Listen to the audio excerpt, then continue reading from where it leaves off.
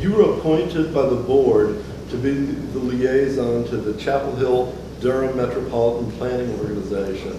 Given that, how can you justify not attending meetings of that organization? Oh, that's easy.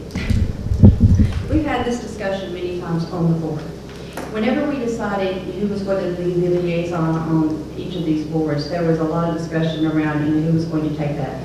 Basically, I almost got it pretty much by default.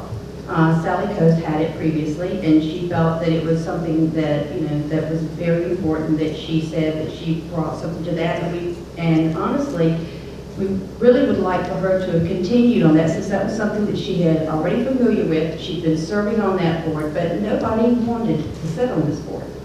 Now, it's once a month, half a day, on a Wednesday, in the morning from like 8 to 12 in Durham. I went to some of these meetings, and what was actually discussed there was talking about where the light rail stations were going to be located in Durham, the bus route in Orange County between Chapel Hill and Hillsborough and the Loop, and how that was all going to run. Very few things were ever discussed, that had anything to do with Chatham County. It's metropolitan planning. That's what the board is called. And, I even mentioned to, one of the members on the board that if there's something that comes up that is specific to Chatham County, then by all means, we really, want to be there, we want to hear this. But, they never, actually said that there was anything that came up. As I mentioned earlier, I'm going to be really honest with you. I'm not going to tell you something that is not true here. And, thank goodness that, Jim Elzer's come on the board, and he has graciously, decided to take that, and I really do appreciate that.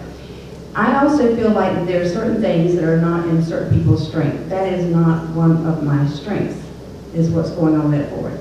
And so it's interesting about how little we actually get in return on this, from this board.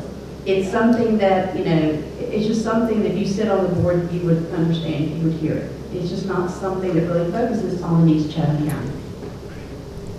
I'd like to take that, because I'd be more than happy to serve on the board, because I believe it serves many purposes.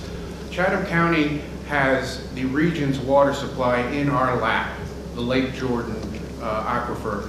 And in order to know our neighbors, we have to meet with them on all of these boards and negotiate with them on not just the issues of transportation, which, by the way, this county got over $77,000 to help improve our sidewalks up near Cole Park Plaza, and is growing because the metropolitan area is coming towards us. Everybody who lives here sees and knows that's happening.